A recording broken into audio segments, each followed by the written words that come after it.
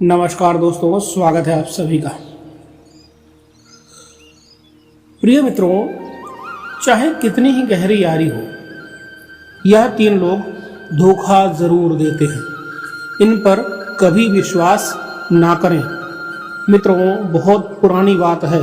किसी गांव में एक गरीब ब्राह्मण रहता था। वह इतना गरीब था कि परिवार के लिए 2 समय का भोजन भी नहीं जुटा पाता था। एक दिन वह धन कमाने की इच्छा लेकर परदेश को चल पड़ा। जरूरतों की कुछ चीजों को उसने अपने साथ में रख लिया। चलते चलते जब एक जंगल के रास्ते से गुजर रहा था तो उसे एक कुआं नजर आया। कुएं को देखकर उसे प्यास भी लगने लगी, तो कुएं में उसने झांक कर देखा तो उस कुएं में एक शेर, बंदर और सांप और साथ में एक आदमी पड़ा था। ऊपर से एक मनुष्य को झांकता हुआ देखकर शेर बोला, अरे भाई, तुम कौन हो? बड़े ही अच्छे समय पर आए हो।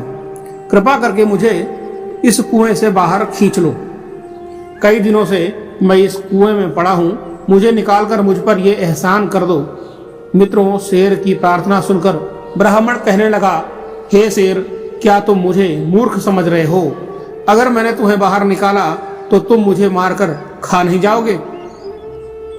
तुम एक हिंसक पशु हो और स्वभाव से मेरे शत्रु हो। मैं तुम पर विश्वास नहीं कर सकता। तभी शेर बोलता है, अरे भले आदमी, मैं खुद मुसीबत का मारा हूं। मैं तुम्हें भला क्यों नुकसान पहुंचाऊंगा? तुम मुझसे अकारण ही डर रहे हो। शेर की बार बार प्रार्थना करने पर उस गरीब ब्राह्मण को उस पर दया आ गई। सोचने लगा, आखिर परोपकार ही पुण्य का काम होता है। शेर बोला, हे भाई, मैं तुमसे वादा करता हूं कि मैं तुम्हें किसी तरह का नुकसान नहीं पहुंचाऊंगा और सदा तो तुम्हारा एहसानमंद रहूंगा। सोच विचार कर ब्राह्मण ने रस्सी डालकर शेर को कुएं से निकाल लिया। कुएं से बाहर निकलने के बाद शेर ने ब्राह्मण को धन्यवाद दिया और बोला, मैं तुम्हारा यह उपकार कभी नहीं भूलूंगा। दोस्तों, वीडियो में आगे बढ़ने से पहले वीडियो को लाइक कर दीजिए, चैनल को सब्सक्राइब कर लीजिए और कमेंट बॉक्स में जय सीताराम जरूर लिख दीजिए। दोस्तों, आइए इस कहानी को शुरू करते हैं। शेर ने ब्राह्मण को धन्यवाद दिया और बोला, मैं तुम्हारा यह उपकार कभी नहीं भूलूंगा। मैं पहाड़ के उस पार रहता हूँ। कभी तुम पर मुसीबत आ जाए तो तुम मेरे पास चले आना। जितनी हो सकेगी मैं तुम्हारी मदद अवश्य करूंगा। मित्रों, इसके बाद कुएं के अंदर से एक बंदर की आवाज आती है। बंदर कहता है, ओ भले आदमी, मुझे भी कुएं से बाहर खींच लो। मैं भी तुम्हारा सदा एहसानमंद रहूंगा। मित्रों, ब्राह्मण ने रस्सी डालकर बंदर को भी निकाल लिया। बंदर ने भी उसे धन्यवाद दिया और कहा कि मैं उस पहाड़ी के पीछे एक बगीचे में रहता हूँ। कभी तुम्हें मेरी जरूरत पड़े तो तुम मेरे पास चले आना, मैं आपकी पूरी मदद करूंगा। इतना कहकर बंदर भी वहीं खड़ा हो गया।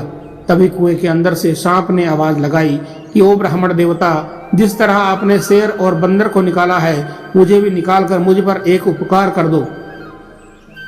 तब ब्राह्मण बोला, ना बाबा ना, तुम तो एक सांप हो, कहीं मुझे काट लिया।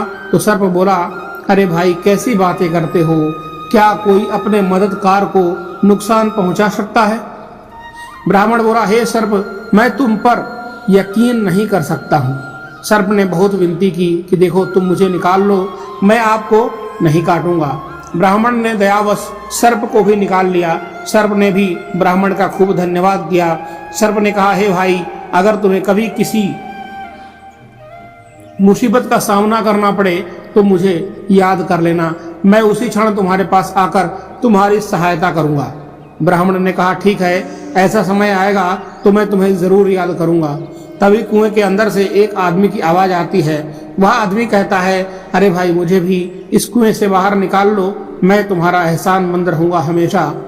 ब्राह्मण उस आदमी को निकालने के लिए कुएं में रस्सी डालता है तो शेर ने कहा, तुम इस आदमी की सहायता मत करो, यह तुम्हारी बिरादरी का जरूर है पर बहुत बुरा आदमी है।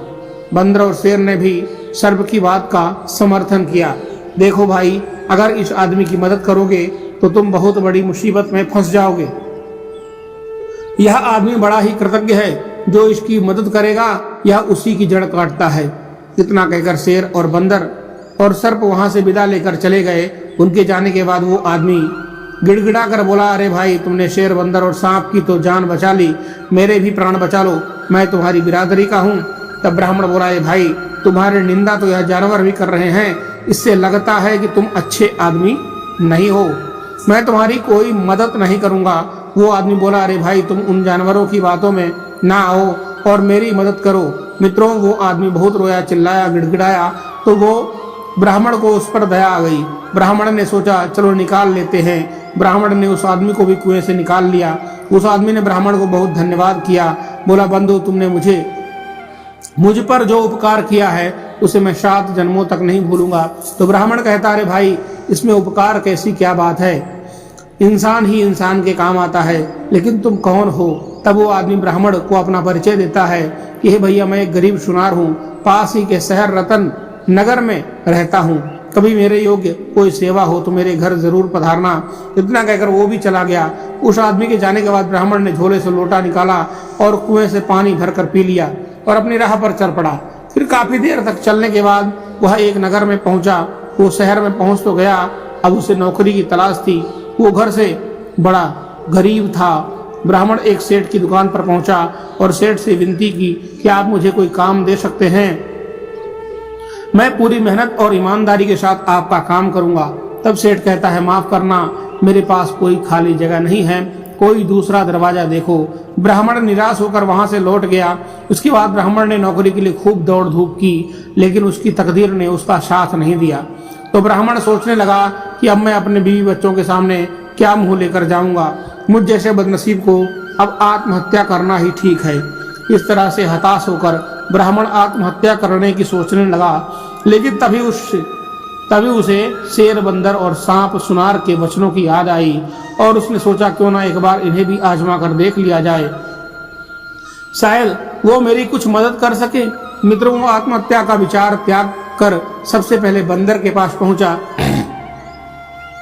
बंदर ने दिल खोलकर उसका स्वागत किया, खूब वृक्ष से तोड़कर मीठे मीठे फल खिलाए।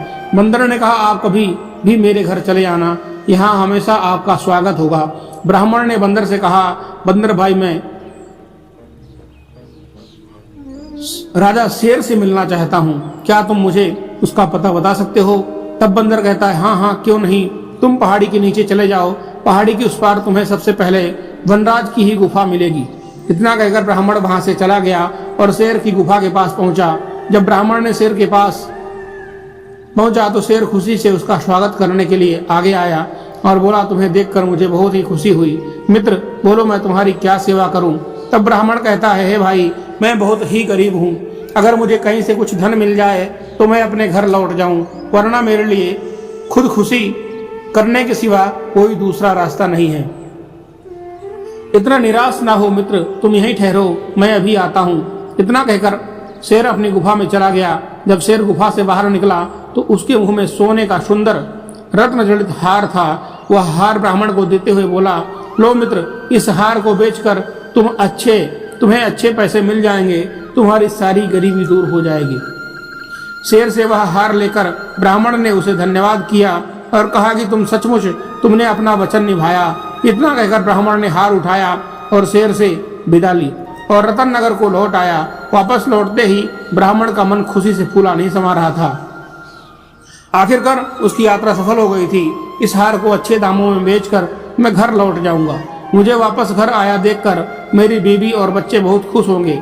हार की बिक्री से खूब धन मिलेगा। अब हम सुख के दिन बिताएंगे।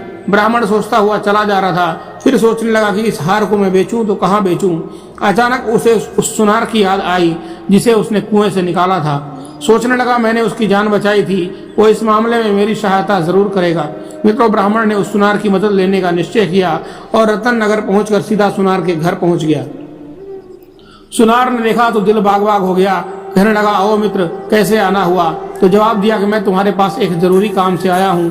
तो सुनार कहता कि हाँ मित्र, कहिए, मैं तुम्हारे किस काम आ सकता हूँ? तो ब्राह्मण बोला, हे भाई, मेरे पास एक हार है, मैं उसे बेचना चाहता हूँ, तुम अच्छे दामों में बिकवा दो। इतना कहकर ब्राह्मण ने अपनी जेब से हार निकालकर उस सुनार के हाथों में थमा दिया। हार देखकर वो सुनार सोचने लगा, यह हार इस ब्राह्मण के पास कहाँ आया? यह हार तो राजकुमार का है, जो शिकार पर जाने के बाद आज तक वापस नहीं लौटी, और यह हार मैंने ही राजकुमार को बना कर दिया था। सुनार सोचने लगा, राजा ने इस बात की घोषणा कर रखी है, जो कोई मेरे पुत्र का पता बताएगा तो मैं उसे बहुत सारा इनाम दूंगा। सुनार के मन में राजा द्वारा घोषित इनाम का लोभ जाग उठा। उस अगले ही पल वह ब्राह्मण से कहा कि रुको, मैं तुम्हारी सहायता अवश्य करूंगा, लेकिन इसके बारे में किसी अच्छे जौहरी से राय लेना उचित समझता हूँ, ताकि तुम्हें अच्छे पैसे मिल सकें। इतना कहकर सुनार ने वह हार लेकर अपनी जेब में रख लिया। फिर बाहर जाने के लिए तैयार होने लगा और उससे कहा कि तुम कुछ देर यहीं ठहर कर आराम करो, मैं तब तक जौहरी से मिलकर आता हूँ। ब्राह्मण बोला, ठीक है मित्र, मैं यहीं पर बैठता हूँ। तुम सुनार अपनी पत्नी को बुलाकर बोला कि तुम ब्राह्मण देवता की मेहमान नवाजी करो, इन्हें भोजन बनाकर खिलाओ, जरा मैं बाहर होकर आता हूँ। इतना कहकर सुनार घर से चला गया और सीधा राज दरबार में पहुंच गया। राजा को प्रणाम करते हुए बोला, हे महाराज, मैं आपसे एक विशेष काम से मिलने आया हूँ। तब सुनार राजा को हार सौंपते हुए बोला, यह वही हार है जिसे राजकुमारी के लिए स्वयं मैंने अपने हाथों से बनाया था। एक आदमी इसे बेचने की नियत से मेरे पास आया है। महाराज, मैं उस आदमी को अपने घर पर बिठाकर आया हूँ। हार को देखते ही राजा पहचान गया कि जरूर वही मेरे बेटे का हत्यारा होगा। राजा क्रोध में आग बबूला हो गया और कहने लगा, कौन है वह शैतान जिसने मेरे बेटे की हत्या कर उसका यह हार चुराया है। तब सुनार कहता है, हे राजन, वह एक गरीब ब्राह्मण है, वह मेरे घर पर ही बैठा है। राजा ने गुस्से में पागल होते हुए सेनापति को आदेश दिया कि सुनार के घर जाकर उस आदमी को तुरंत पकड़ कर लाओ। मित्रों, सेनापति ने तुरंत कुछ सैनिक ले जाकर सुनार के घर से उस ब्राह्मण को पकड़ लिया, राजा के दरबार में पेश कर दिया। राजा ने आदेश दिया कि यह दरिंदा हमारे राजकुमार का कातिल है, इसे तुरंत कारावास में डाल दिया जाए। राजा के सिपाहियों ने ब्राह्मण को ले जाकर उसे कारावास में डाल दिया। जब सैनिक जाने लगे तो ब्राह्मण कातर स्वर में बोला, आखिर मुझे राजकुमार का कातिल क्यों ठहराया जा रहा है? मैं तो निर्दोष हूँ। तब सिपाही लोग बोले, अगर तुमने राजकुमार की हत्या नहीं की है तो राजकुमार का हार तुम्हारे पास कैसे आया? जिस सुनार को तुम हार बेचना चाहते हो, वो हार उसी सुनार ने राजकुमार को बना कर दिया था। इस समय तुम पकड़ में आ गए हो, अब तुम नहीं बच सकते। कुछ दिन बाद राजा तुम्हें फांसी की सजा देंगे। इतना कहकर सैनिक वहां से चले गए। मित्रों, सैनिकों को जाने के बाद ब्राह्मण सोचने लगा, सुनार ने तो मुझे बड़ी मुश्किल में फंसा दिया। अब मैं क्या करूं? इस नगर में तो मेरा कोई मददगार भी नहीं है। हे प्रभु, मेरी रक्षा करना। अगर मुझे फांसी हो गई तो मेरे बीवी बच्चों का क्या होगा? मित्रों, तभी अचानक ब्राह्मण को उस सांप की बात याद आ गई। अगले ही पल उसने सांप को याद किया। सांप उसके सामने प्रकट हो गया और कहने लगा, अरे मित्र, तुमने मुझे कैसे याद किया? मैं बहुत बड़ी मुसीबत में फंस गया हूँ मित्र। राजा ने मुझे जबरदस्ती जेल में ठूंस दिया है और एक ऐसे अपराध की सजा सुना दी है जो मैंने नहीं किया है। तब सांप कहता है, ऐसा क्यों? तब ब्राह्मण ने शेर से हार प्राप्त करने को लेकर गिरफ्तार होने तक का सारा किस्सा उस सांप को सुना डाला और करुण स्वर में बोला, हे मित्र, अब तुम मुझे बचा लो। तुमने मुझसे कहा था कि मुसीबत में तो मुझे याद करना, उस समय मैं तुम्हारे काम आऊंगा। अब तो मेरी जान पर बनाई है। मेरे लिए इससे बड़ी मुसीबत और क्या होगी? तब सर्प कहता, हे मित्र, मैंने तुमसे पहले ही कहा था, उस कृतज्ञ आदमी की सहायता मत करो, वो तुम्हारे लिए मुसीबत बन सकता है। कहते हैं, जो धन का लालची हो, पूर्व का वैरी हो और अनेक स्त्री पुरुषों में मन लगाने वाला हो, चाहे स्त्री हो या पुरुष, इनसे चाहे कितनी ही गहरी यारी हो, यह तीन लोग हमेशा धोखा देते हैं। इन पर कभी आंखें बूंद कर विश्वास नहीं करना चाहिए। सर्प बोला, यदि तुमने मुझे याद किया है तो मैं तुम्हारी अवश्य सहायता करूंगा। मुझे एक उपाय सूझा है। मैं चुपके से महारानी के कमरे में जाकर उन्हें डस लेता हूँ। मेरे जहर से महारानी बेहोश हो जाएंगी, फिर चाहे कोई कितना ही प्रयत्न कर ले, वह होश में नहीं आ सकती। मेरे जहर का असर तब तक रहेगा जब तक तुम अपने हाथ से उसके माथे को नहीं छुओगे। तुम जैसे ही महारानी का माथा छुओगे, वो होश में आ जाएगी और राजा खुश होकर तुम्हें छोड़ देगा। राजा अपनी रानी से बहुत प्यार करता है, वो उसे जिंदा रखने के लिए कुछ भी कर सकता है। मित्रों, फिर सांप जेल की काल कोठरी से निकलकर रानी के कक्ष में पहुंच गया और अगले ही पल उसने रानी को डस लिया। रानी तुरंत उठ बैठी और चिल्ला पड़ी। सांप खिड़की के रास्ते से उन्हें डसकर चला गया। इधर महारानी चीखती हुई कक्ष में बेहोश होकर गिर पड़ी। राजा के सारे नौकर चाकर सेवक सेविका महारानी को गिरता हुआ देखकर भाग खड़े हुए। रानी ने बता दिया कि मुझे सांप ने काट लिया है। मित्रों, तुरंत राजा को सूचित किया गया। रानी को एक जहरीले सांप ने डस लिया है और महारानी बेहोश हो गई है। जल्दी ही उनके उपचार की व्यवस्था कीजिए। राजा ने तुरंत एक सेवक को बुलाकर राजवैद्य को बुलवाया। राजवैद्य से राजा ने कहा, वैद्यराज मेरी रानी को बचा लीजिए, इसे किसी सर्प ने डस लिया है। यदि मेरी रानी को कुछ हुआ तो मैं जीवित नहीं रहूंगा। मित्रों, वैद्यराज ने रानी का निरीक्षण किया। वैद्यराज ने रानी को कई तरह की औषधियां दी, लेकिन उनकी बेहोशी नहीं छूटी। तब वैद्यराज ने निराश होकर कहा, महारानी जी का उपचार अब मुझसे संभव नहीं हो सकेगा। महाराज, जिस सांप ने इन्हें डसा है वह बहुत ही जहरीला है, मेरी कोई दवा काम नहीं कर रही है।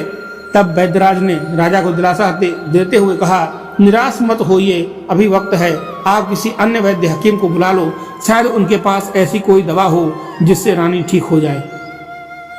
मित्रों, अगले ही पल राजा ने मंत्री को आदेश दिया। महामंत्री फौरन ये ऐलान करवा दिया, जो भी महारानी का उपचार करेगा, उन्हें ठीक करेगा, उसे मुंह मांगा इनाम दिया जाएगा।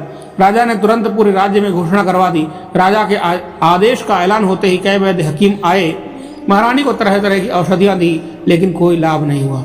महारानी की बेहोशी वैसी की वैसी ही बनी रही और सब अपना सा मुंह लेकर लौट पड़े। तरह तरह की औषधियां देकर हार चुके, अब तो भगवान ही महारानी को बचा सकता है। वैद्य हकीम का निराशापूर्ण उत्तर सुनकर राजा का दिल टूट गया। वो मन ही मन घुलने लगा, हे भगवान, महारानी पर यह कैसी आफत आ गई। मित्रों, उधर जेल की कोठरी में कैद ब्राह्मण ने राजा का ऐलान सुना। उसने पहरेदार से कहा कि मुझे राजा के पास ले चलो, मैं महारानी को ठीक कर सकता हूँ। तब पहरेदार कहता, रे ब्राह्मण, जब अच्छे अच्छे वैद्य हकीम भी उन्हें ठीक नहीं कर पाए तो तुम एक हत्यारे होकर उन्हें भला कैसे ठीक करोगे। ब्राह्मण ने फिर विनती की, आप मुझे एक बार महाराज के पास ले चलो, मैं सच कहता हूं, मैं रानी को बचा लूंगा। पहरेदार ने यह खबर राजा को दी। राजा ने तुरंत उस ब्राह्मण को अपने पास बुलवाया। राजा ने कहा, ब्राह्मण, अतिशीघ्र मेरी रानी को जीवित कर दो। अगर तुमने मेरी रानी को जीवित नहीं कर सके तो मैं तुम्हारा सर कटवा लूंगा। ब्राह्मण ने कहा, हाँ, मुझे मंजूर है महाराज। मित्रों, ब्राह्मण के विश्वास दिलाने पर राजा ने ब्राह्मण को रानी के महल में पहुंचा दिया। ब्राह्मण ने आहिस्ता से अपना हाथ महारानी के माथे पर रख दिया। अगले ही पल महारानी बिस्तर पर से उठ बैठी। उनका बदन का लालपन गायब हो गया, चेहरा पहले की तरह दमकने लगा। वह चकित स्वर में बोली, महाराज। तब राजा ने कहा, महारानी, आप इस ब्राह्मण की कृपा से जीवित हुई हैं। फिर महाराज ने रानी के जीवित होने की खुशी से ब्राह्मण को क्षमा कर दिया और उसे उसकी असलियत पूछी। तब ब्राह्मण ने सारी बात स्पष्ट रूप से बता दी। राजा ने ब्राह्मण को खूब सारा धन देकर, ब्राह्मण को खूब पुरस्कार देकर अपने घर से विदा किया और उस सुनार को बुलवाकर उसे जेल में डलवा दिया। इसलिए कहते हैं कि जो धन का अत्यंत लालची हो, पूर्व का बैरी हो, अनेक स्त्री पुरुषों में उसकी आसक्ति रखता हो, ऐसे लोगों पर कभी विश्वास न करें। ये जीवन में कभी भी धोखा दे सकते हैं। तो मित्रों, उम्मीद करते हैं यह कहानी आपको जरूर पसंद आई होगी। तो चलिए मिलते हैं आपके साथ एक नई वीडियो में, एक नई जानकारी के साथ। तब तक के लिए धन्यवाद। हर हर महादेव, श्री शिवाय नमः शुभ्यम। दोस्तों, वीडियो को लाइक करके चैनल को सब्सक्राइब कर लीजिए और वीडियो को शेयर कीजिए, जिससे आपके मित्रों का, आपके दोस्तों का भी थोड़ा सा ज्ञानवर्धन हो जाए। मिलते हैं एक नई वीडियो में, एक नई जानकारी के साथ। तब तक के लिए धन्यवाद।